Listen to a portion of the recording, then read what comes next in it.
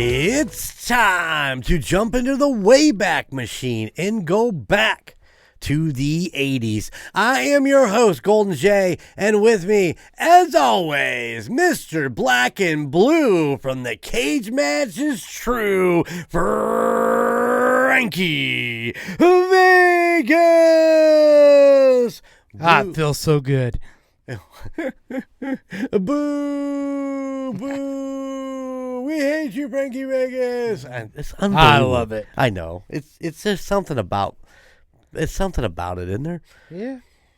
It's just amazing. There's no, as long as you're getting a reaction, that's all that matters. That's what you want. And professional wrestling, that's the goal. It Get is. a reaction. Yep. You want that little old lady to pick up her fucking chair like she's going to hit you. Oh, hell yeah. Yeah. Some of the little ladies like to hit me with a chair, I'm sure. Oh, man. Do you ever notice that it's always the little old hillbilly lady that just is so fired up? She just wants to kick your ass. Oh, yeah. Oh, man. So great. So great. Yeah, we talked about it to extent in the last episode, but, man, it's still right there. Yep. It's fresh in the memory. It was a good time. Aspen had a great time. Yeah. I don't think I mentioned how much fun I had with your daughter. Hey, she's fun to be around. Oh, my God. She didn't mention it to you later? Have you seen her since then? Yeah. She said that she got to talk to you, and she said she asked you, am I supposed to know you or something like that? Yeah. What the fuck? No, you don't. You're not supposed to. You do know me. She did know me. She knew who I was. Yeah. But no, man, I had so much fun with her razzing the fucking wrestlers before your match. We were just ripping off each other, fucking blasting everybody, and it was just so much fun. But yeah, I enjoyed that. So I would definitely go to another match with her. Oh yeah. Sitting beside me so we could just fucking tear into the wrestlers. Yeah, she surprised me. I didn't know she was coming. So really? Yeah. Nice. She told me she had to work. She couldn't make it, and then she showed up. She lied to you. And somehow got in the front row. I don't know how she did that, but she might have taken our fourth seat. Listen, man, it was a little bit of a mess on our side, because I bought 4 tickets. Yeah. I bought 3. Yeah, I mean, we only had 6 seats. Yeah. So, it was me and Aspen and Trevor, but Trevor, the 4th ticket, he was supposed to be from Montana. Well, she couldn't go because she had work stuff to do. So he brought his best friend. Well, his best friend invited his dad, and they all went up and got our seats because, you were like, hey, I got you front row. And I'm like, fuck yeah, you did. And we went up there, and they plopped down in some of the other reserved seats until people showed up to take their seats. And they're like, oh.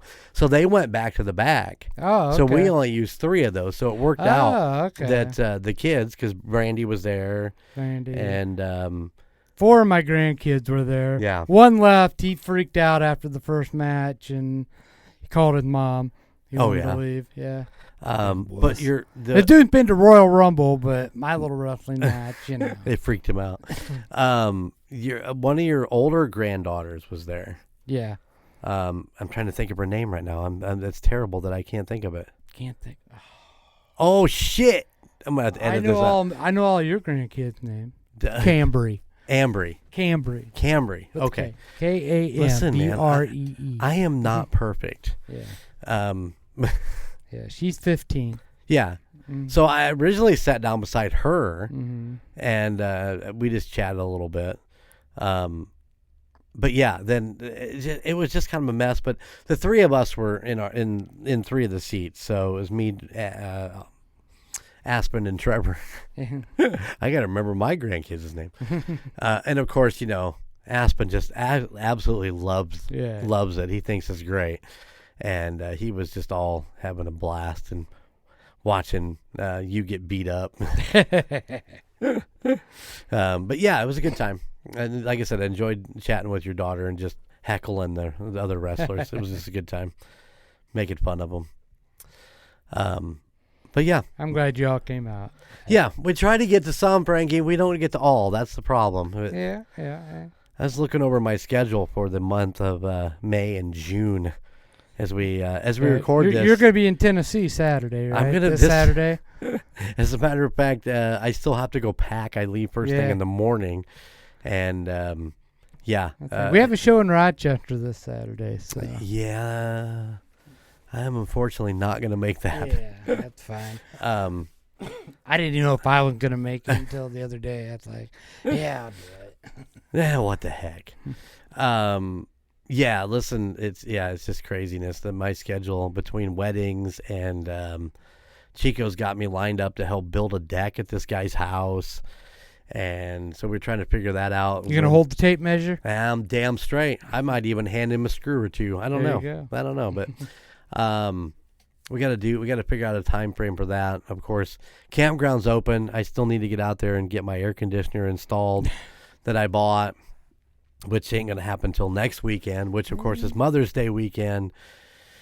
So we got big plans for all that. And it's just, I'm looking at May and June. I mean, it's already completely booked. Oh yeah. Busy man. Just busy.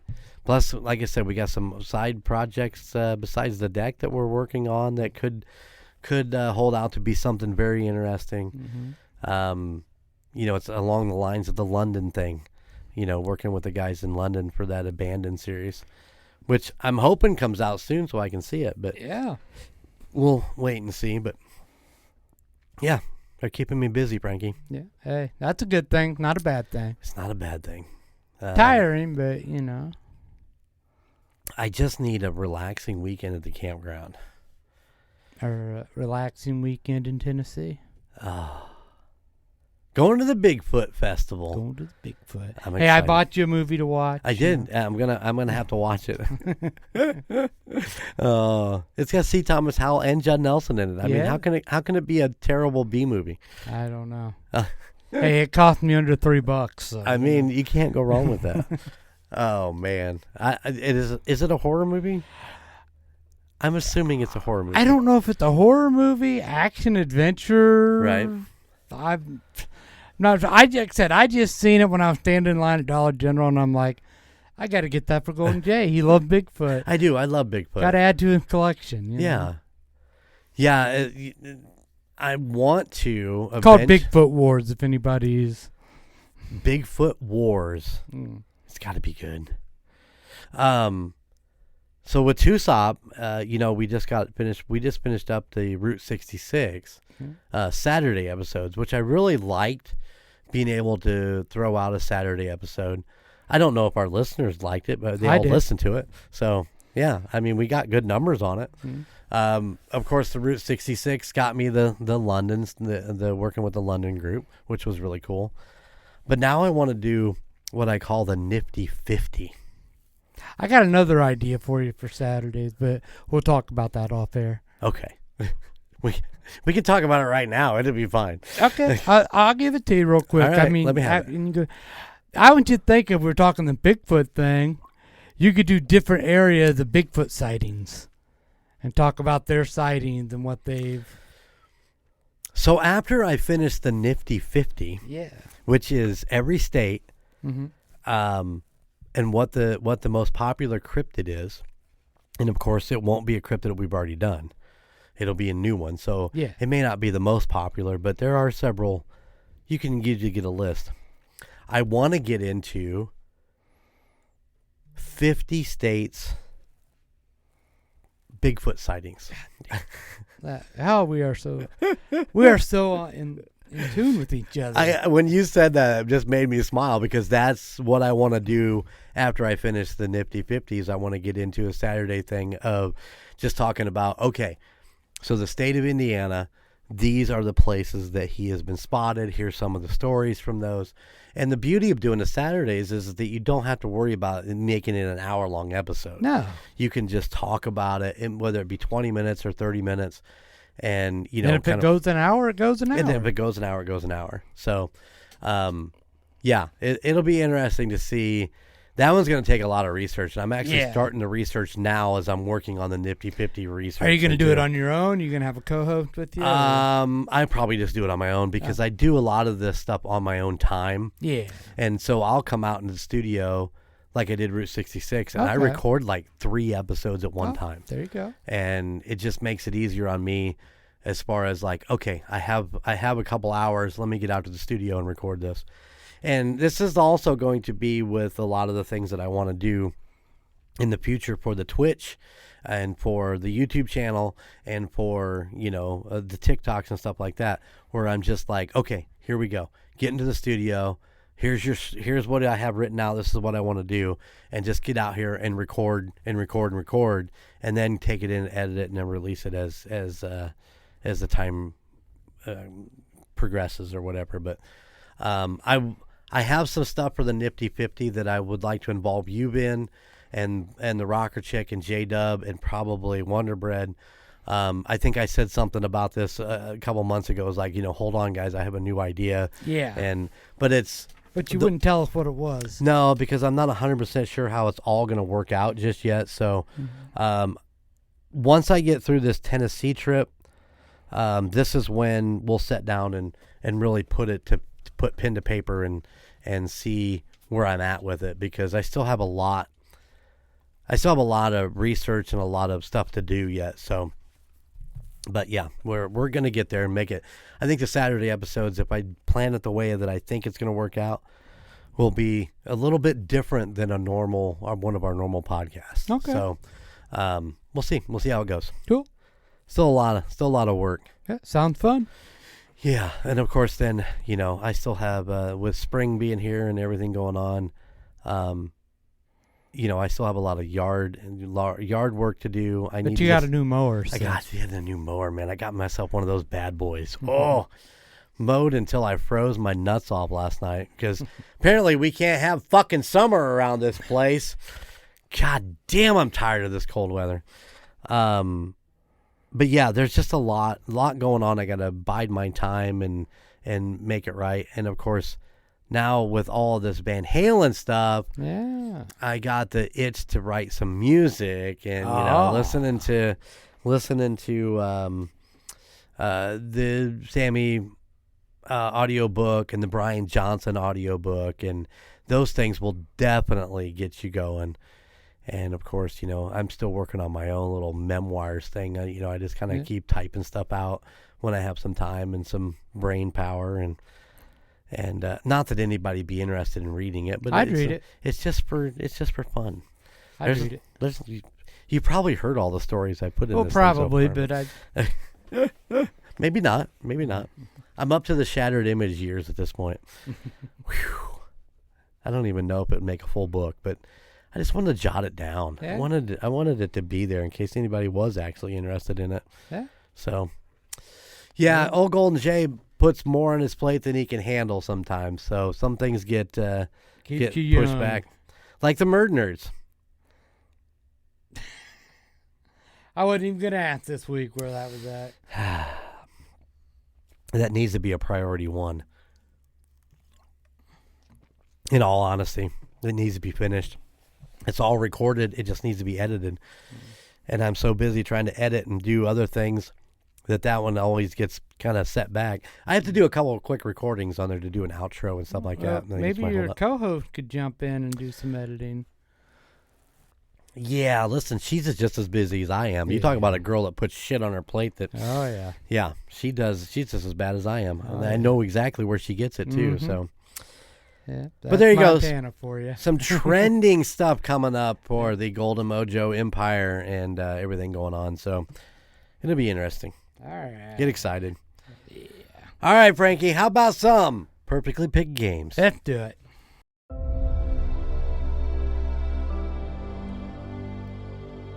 Perfectly Picked Games is your go-to spot for game night treasures and toy box gems, all at prices you'll love. Each Tuesday and Friday at 8:30 Eastern, we go live on the Whatnot app with high-energy auctions full of great finds. From hot new releases to nostalgic classics, there's always a deal waiting to be claimed. Use Golden Mojo for 10% off your first purchase. Great deals, great fun, perfectly picked.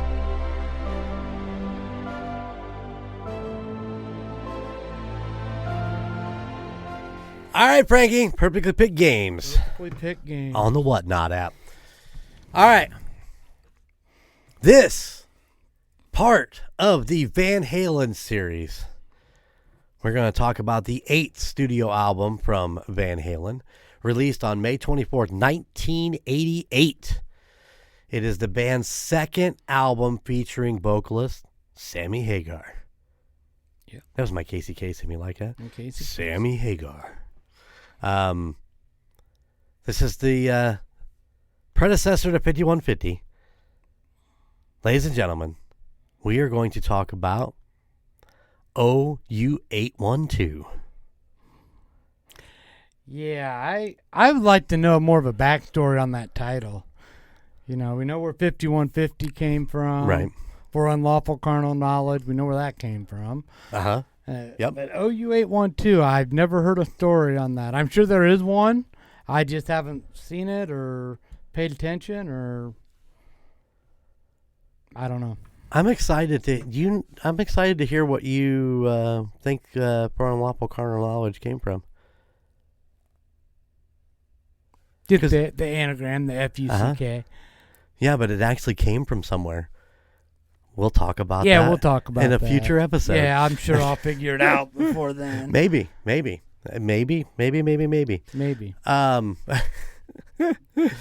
OU812, I mean, I think it's pretty self-explanatory, isn't it? OU812. Well, I guess, but I don't know. I really don't know. I'm going to be honest. I'm stupid, you know. I don't know that I have a backstory on where it came from, but it just seems like it seems like one of those things that you'd be like, well, you know, we named the studio 5150 because of this, and it's just kind of that, you know, whimsical thing, and it was like, oh, U812. Yeah, what do you eat? That's what I want to know. Oh. What did you eat? What? All right, Sammy, if you're listening, if you've found it in your heart to tune in Golden 80s for the Van Halen series, even though we've kind of beat you up a little bit on your last album, even though we love you and your voice. Yes. Hit us up, thegoldenimage80s@gmail.com. Let us know why this became a thing. Yeah. Why this? Or Alex or Michael or Wolfgang, you know. Do you think Gary Sharon, I mean, if you know. Gary Sharon. Sharon, if you're not too busy with Extreme, yeah, let us know. Mm-hmm. Can't ask Don Landry, can't ask Eddie. No. Valerie, do you know? Oh, I would love to hear from Valerie. Oh, yeah. Yeah. thegoldenimage80s@gmail.com. You'd shit your fucking panties if my goodness, you got an email from one of them. Oh, yeah. All right, Frankie. Listen, man, this is it's pretty straightforward. You know, those guys like to work, and they spend a lot of time in the studio working. And I don't know that Sammy toured the I Never Said Goodbye album while getting into this album, but I know that he spent a lot of time in Cabo San Lucas. Yeah. In what he considered at that time one of the most quiet, laid-back places ever, as he built the Cantina, which is a whole interesting story with the guys in this failing fucking club and everybody putting in tens of thousands of dollars and the guys getting out of it, and then somebody else come in and run it, and it fucking went through the ceiling, and everybody was pissed at Sammy because they thought he fucked him over. And oh yeah, that's a whole goddamn story with the Cabo Wabo nightclub. But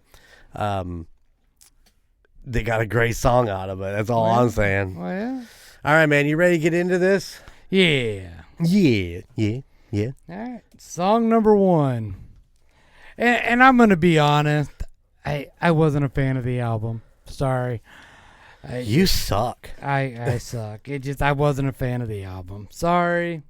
But I'm going to be honest right up front. So I'm not going to have a lot of positives here. Oh, but damn. Song number 1, Mine, All Mine. Mine, all mine. Yeah, the search goes on. The more I look,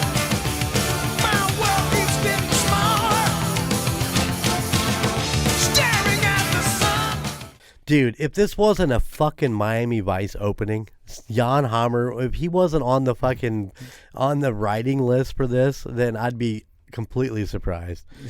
Classic Van Halen sound.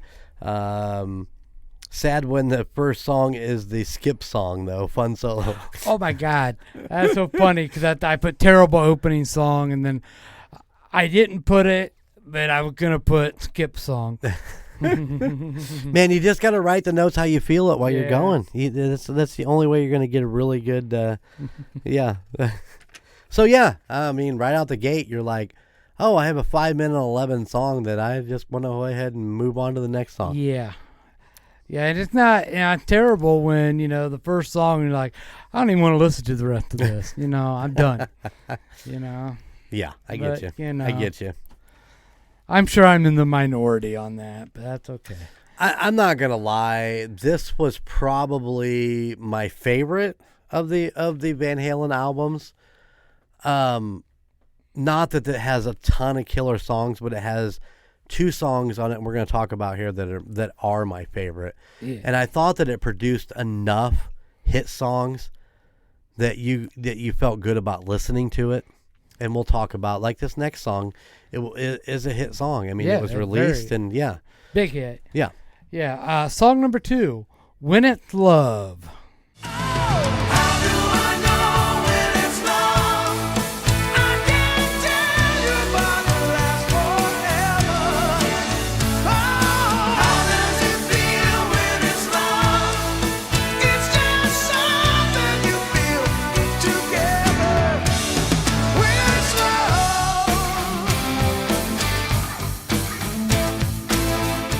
So the synth sound that they use in this, I think we've heard in past Van Halen songs. It's kind of like Eddie had this certain song that he really liked, and I think it just kind of keeps regurgitating through a lot of Van Halen.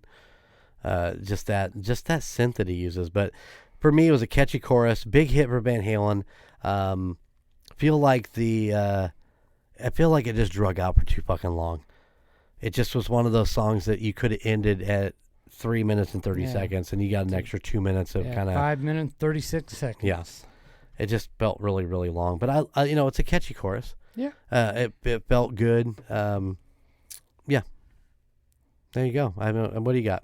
Yeah, a good song. I mean, very popular song. Like I said, it was way too long, but it didn't feel like it was that long, but it was. I think when we sit down and we listen to these to critique them for the pod, I think that's when we noticed how long these fucking songs are. Yeah. Because you're listening and you're like, okay, what else you got for me? Well, now you're just kind of repeating the same. You're regurgitating the end of the song. It just over and over again. You didn't have to do that. You could have finished it at 4 minutes and it would have been fine. Yeah. And it is what it is. But once again, where did it go? What was the landscape on this song as far as where it ended up at? Number one. Number 1 on the Billboard mainstream. Number 5 on Billboard Hot 100. Yep. Definitely ranked in the UK and in Australia. Which, by the way, if we have listeners for Golden 80s in the UK and in Australia, we just want to say hi. The Golden Image 80s at gmail.com. Let us know where you're from. Yeah. Because I know that there's people listening all over the country. Yeah. We'd love to hear from you. If that's your assignment, let us know where you're all from. That's all you got to put down is, London, England, or Paris, France, or Louisville, Kentucky, wherever, he doesn't. Frankie don't mind. He just wants to. Hear from you. Yeah. So there you go. The Golden Image 80s at gmail.com. Yeah, love to know where you're from. Okay. Absolutely. Song number 3. AFU Naturally Wired. Yes, I know. Got me all fired up. When the rest are packed it up, I'm alive. I'm electric. It's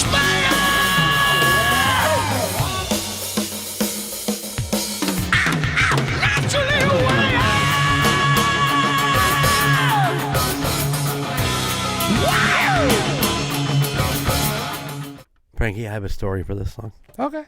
Would you like to hear a story? Sure.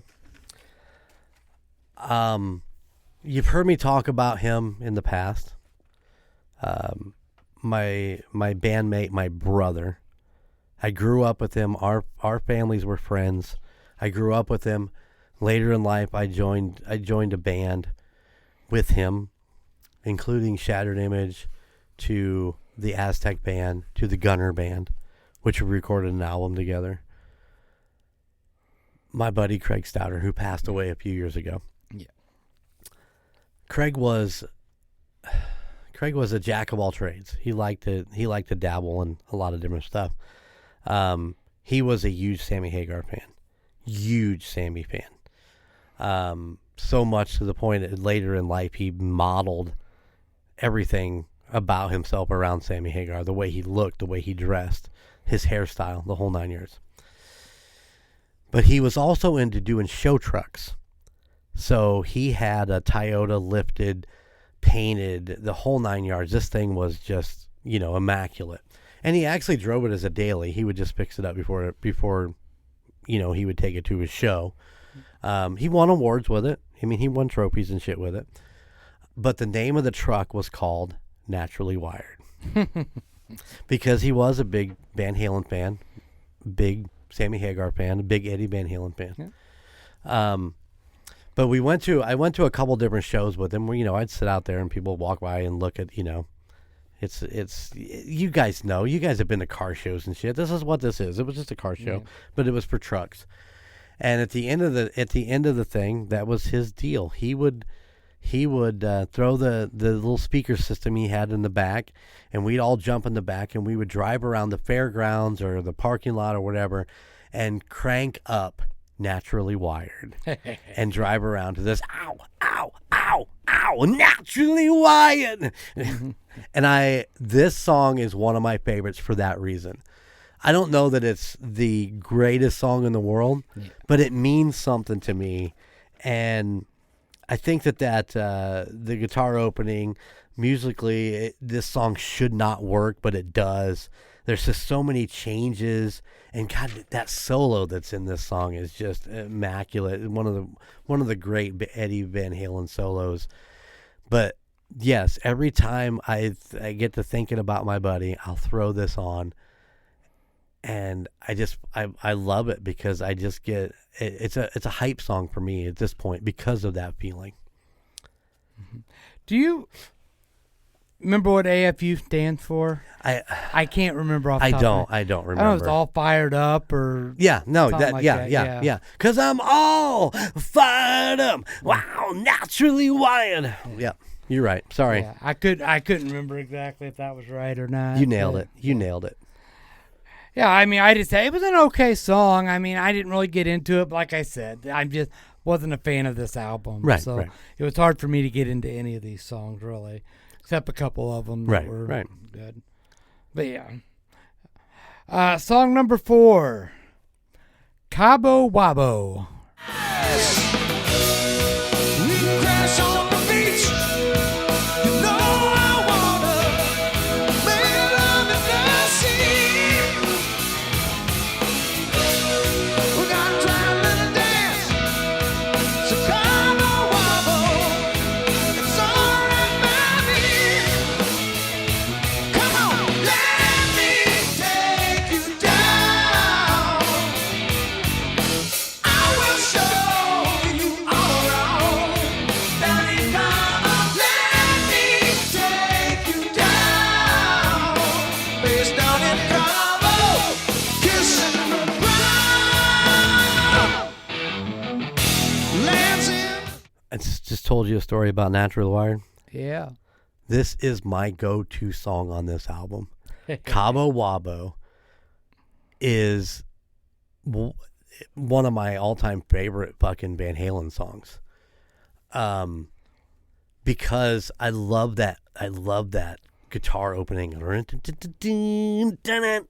know what I'm saying? And the vocals it's like he's telling you the story of the cantina in Cabo San Lucas. Yeah. And there's something about this song. the vocals, the vocal lines, and the melody of this song. I always play these back to back, but sometimes I just go straight to Cabo Wabo because I just love the way this song is fucking built. Down the street, down in Cabo. I mean, I don't know, man. I want to listen to it right fucking now. But all right, we're gonna take a break so he can listen. Yeah, to Cabo okay. Wabo. We'll see it. Great changes into the chorus. I feel like it's a jam song. You can sing along with it. Whammy bar solo, just shit like that. But this song right here is probably my favorite Van Halen song as a whole. I mean, I like Panama, I really like Panama, and there's other ones, but if you want me to play a Van Halen song, this is the one that I would fucking put on my playlist.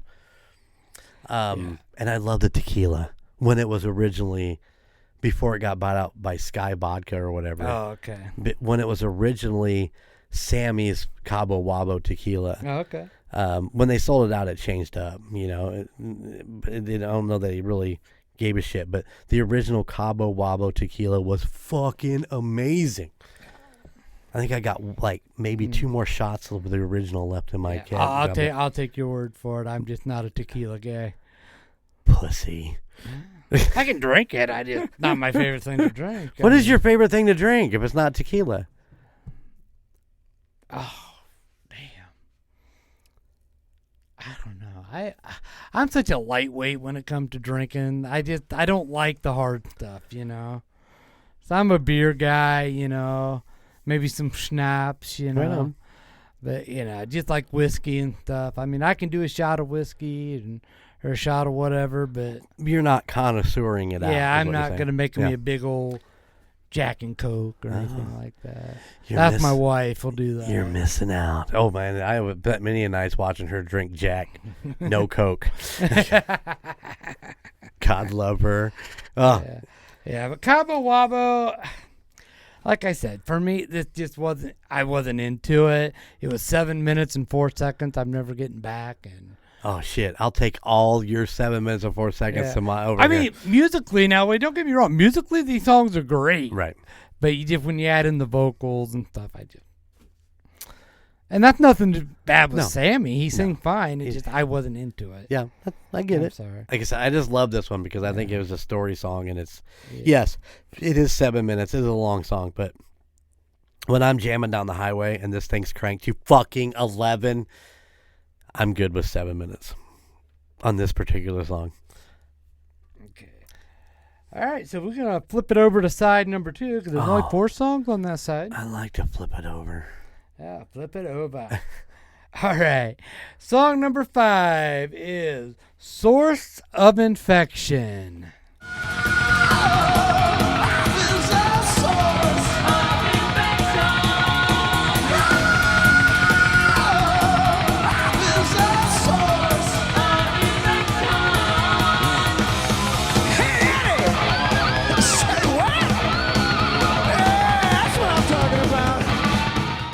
Frankie, another amazing guitar opening, I thought.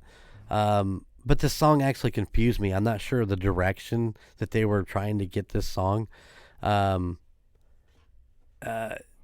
the chorus that Sammy and Eddie talk, and they talk in the middle.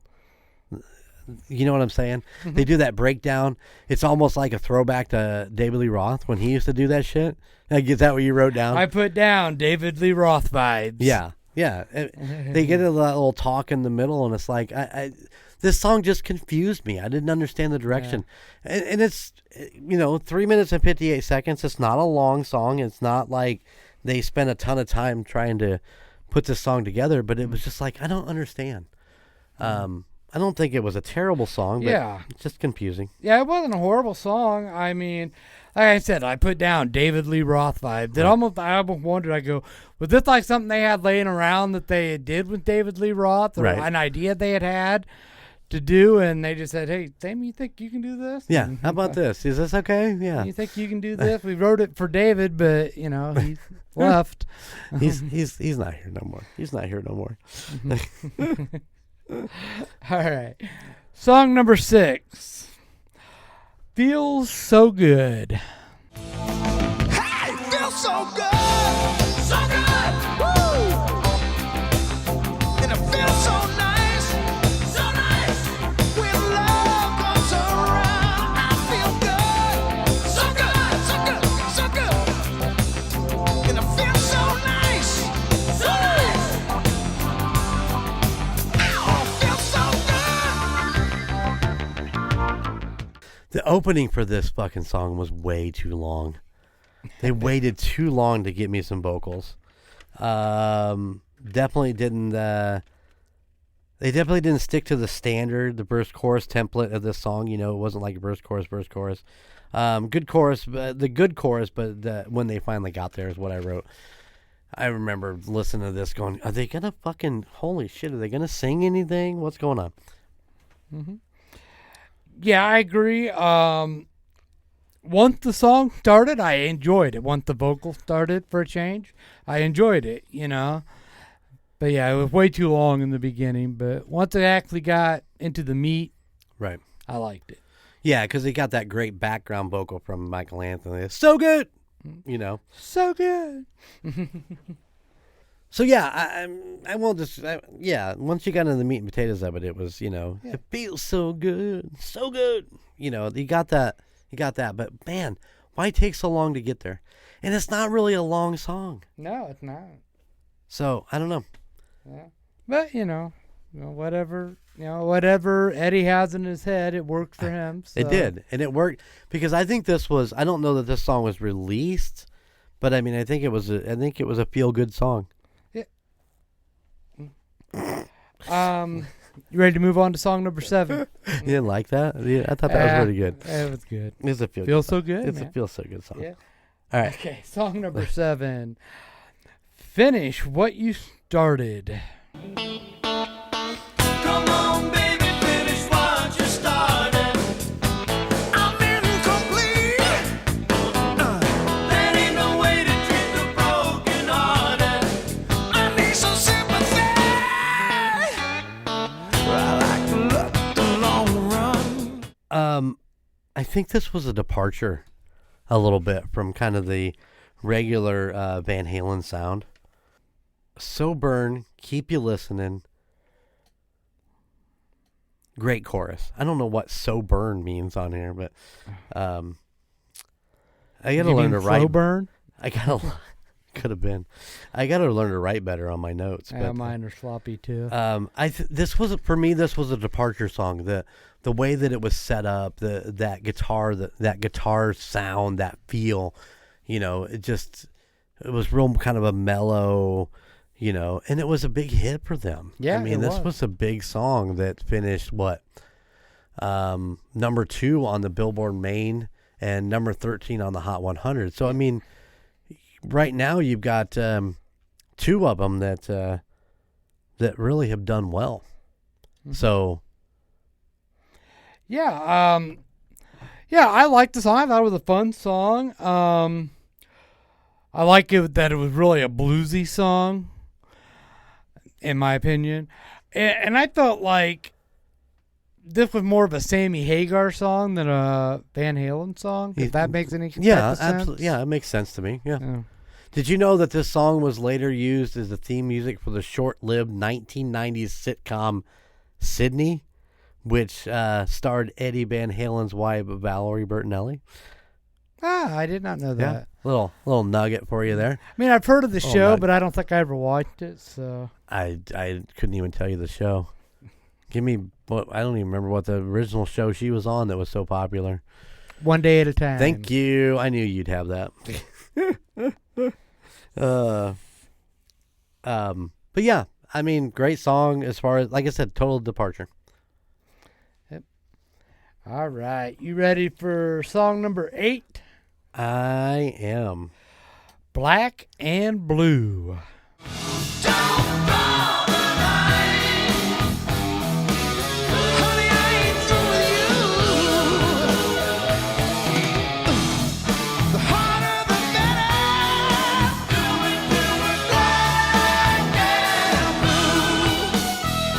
Well, I wanted this song to be great because of its title. Yeah. Because it reminded me of like a Kenny Wayne Shepherd and so on and so forth. Blue But on black.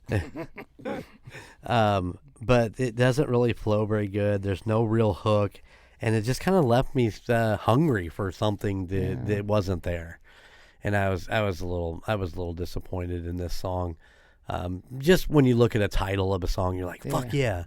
And they actually had the whole when they released it, they had a whole really cool album cover with the monkey and the skull and all that shit on it. But it did go to number 1 on the mainstream rock album chart. Yeah. Number 34 on the Billboard Hot 100. Yeah. So I thought it was the chorus was catchy. Okay.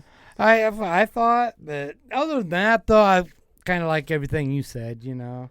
It just kind of left you wanting more. Don't leave me hanging. It left me hungry. Yeah. Still left hungry. But I don't know. You would think that would be the title would be just something that really popped, but I don't know. Kind of disappointing. Okay. If you're gonna give it a great title, guys, give it some effort. Yeah. Fucking stupid. I'm so stupid. No, it's all good. Van Halen. I get what you're saying. They're way more talented than I am, so I don't know. I don't know. Are what they I would though? Do. They are. They absolutely are. All of them. All of them. Even Michael Anthony. Even Michael Anthony. Yeah. All right. Song I can't talk. Song number 9. Sucker in a 3-piece. She wanna sucker in a 3-piece. Sucker, dancing off in a 3-piece suit. I'm on fire. This was another Eddie Van Halen guitar opening that just did not fit the fucking song. I mean, they start off with something and then they just change it. Straight up, her lunch pail was probably one of my favorite fucking lyrics in this song, though. And the chorus was just kind of boring, I just, but yeah, straight up, her lunch pail is a one-liner that I actually wrote down because I was like, that's a fucking great line. Straight up her lunch pail. Straight up to her lunch pail. Sorry. Oh. Yeah. It wasn't a terrible song. I mean, for what it was, I guess. I mean, but once again, like I said, I just wasn't into this album. But I enjoyed this for what it was. Right. But nothing I'll go back to. Go back for some Cabo Wabo, baby. Cabo Wabo. Go back for some Cabo Wabo. Naturally Wired. Those two. Yeah. Well, I didn't meant that song. Oh, just that song. I thought you meant the whole album at this No. point. Well, there's stuff I will go back and listen to on this Right album. on. Fair enough. And then, did you do song number 10? I did do song number 10. Okay, because yeah. it was on CD and streaming services only. Right on. And it's called Apolitical Blues. Don't wanna talk to him now. Not now, baby. I got me my apolitical blues. Listen, man, there's blood so wrong. Talk about the apolitical blues. Baby, it's man, there's blood so wrong.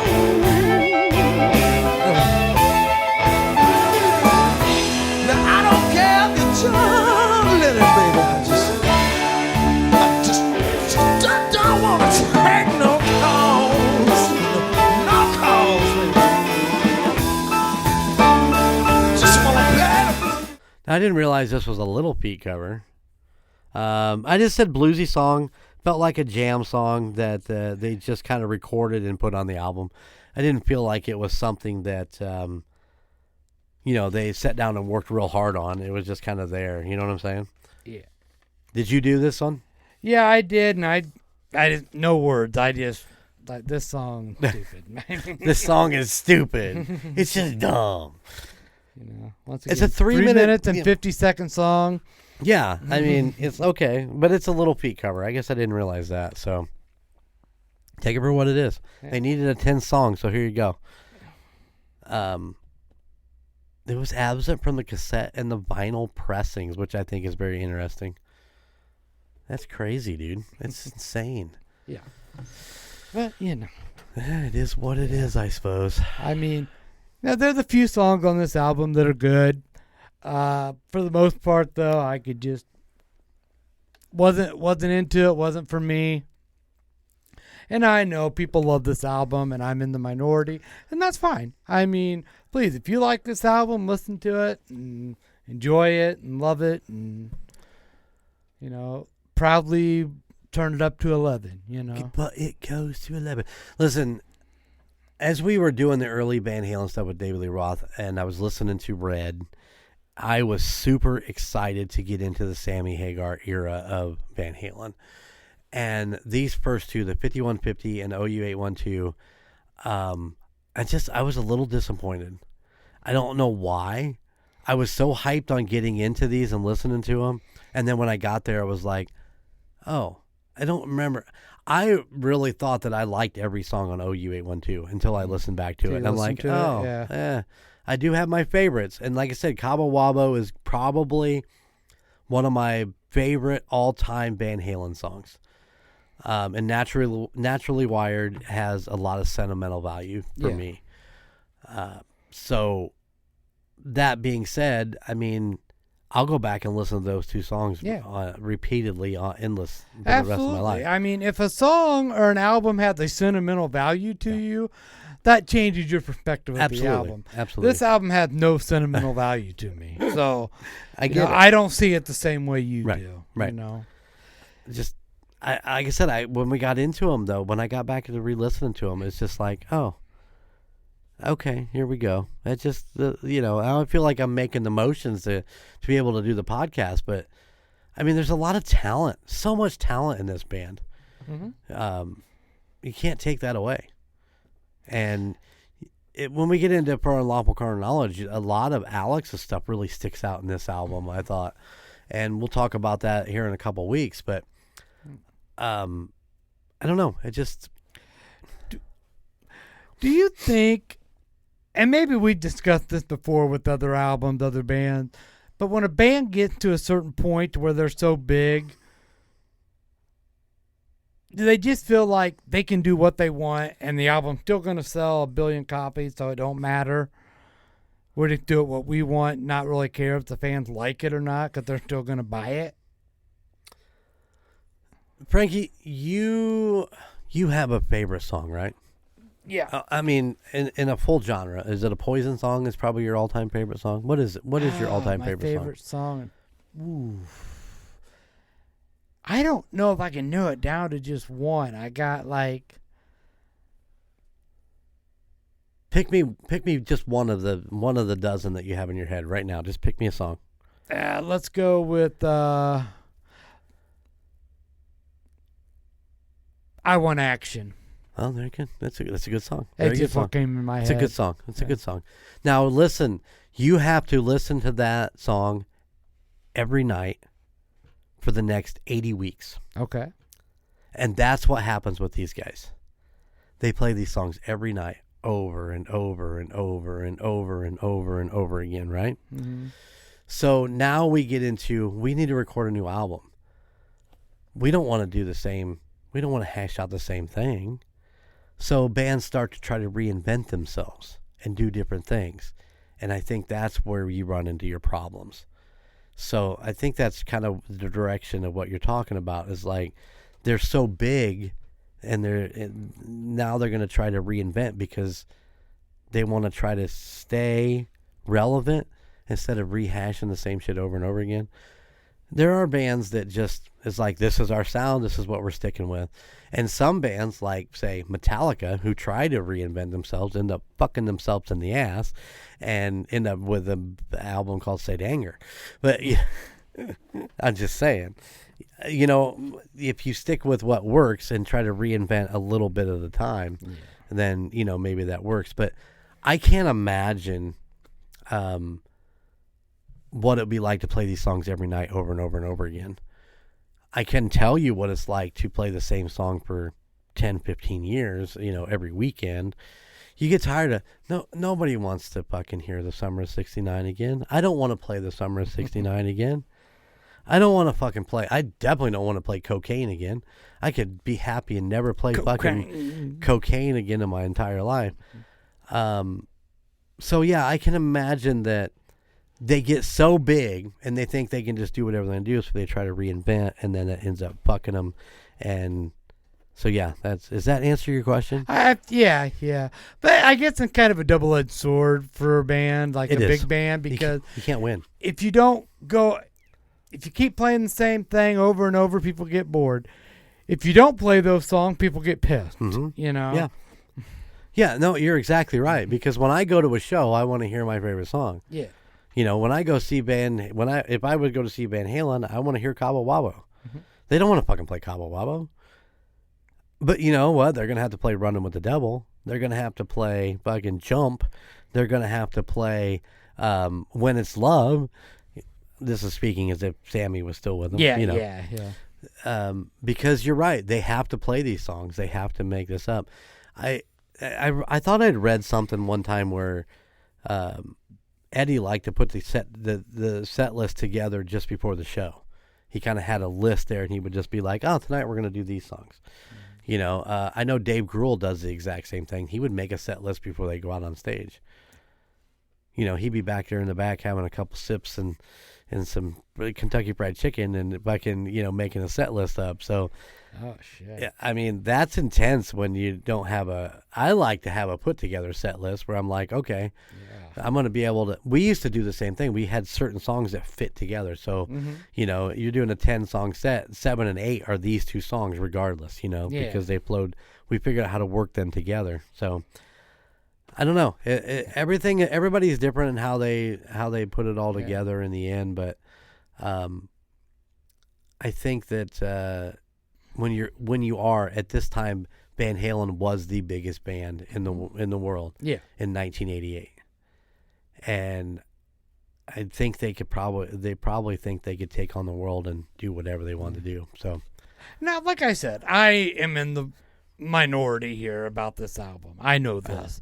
People love this album, and that's fine. Like I said, that's great. Turn it to 11, you know, be proud. Yeah. But it wasn't for me, and that's all I'm saying. I'm not saying it was a bad album, because I know most Van Halen people love this album. Right. And absolutely. Yeah, I'm not trying to down the album. Right. I didn't care for it. That's fair. I mean, you can't love everything that comes out by, you know. Mm-hmm. And I don't know that I have a specific favorite album from Van Halen, because, you know, I like this song or this song or this song. But, I mean, if I had to, I suppose this would probably be the one, because it does have the most hits on it. And it has 2 of my favorite songs on it. So, yeah. It's like, I love Poison. Crack a Smile, I could care less about that album, you know. They did an album called Crack a Smile? Yeah. Exactly. There you go. All right. I didn't even know that. That must have been a later album. I think Blue Carnati came. Oh, yeah. Yeah, I think he was the one that did guitar on that one. Saraceno. Yep, okay. Blue Saraceno. Great guitar player. Oh, my God. Yeah. Unbelievable. He played with Roth for a while, didn't he?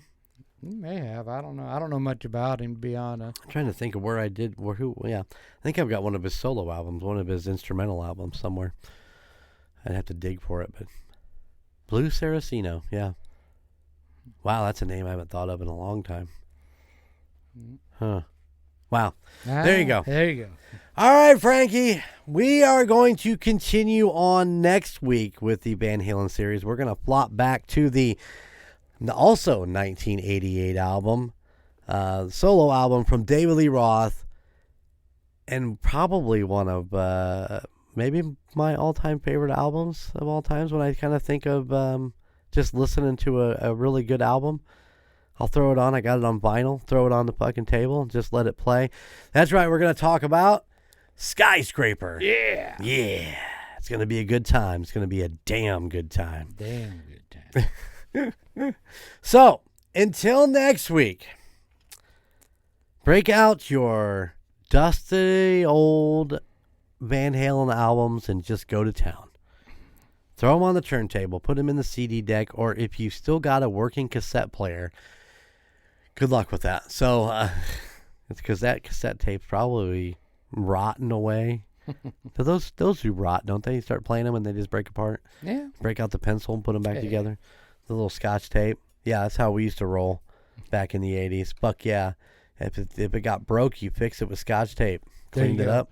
Played just fine. Yep. All right, guys. Until next week. Hasta la vista, baby. See ya. Thank you for listening to the Golden 80s podcast. Check us out at goldenmojoent.com, where you can find out about our great merchandise and a little bit about Frankie and Golden J. Also, at goldenmojoent.com, you can find out about all the other podcasts in the Golden Mojo Entertainment network of podcasts, like The United States of Paranormal, Indiana Chiefs fans, the Gridiron Kingz, MurdNerds, the Nostalgia Tug, Real Terror, and the Puck Yeah Podcast. But you can still find Golden Image Podcast, A Quart of Books and Booze, and the Call Guys wherever you stream your favorite podcast. And if you have a story that you would like us to cover, just let us know at thegoldenimage80s@gmail.com.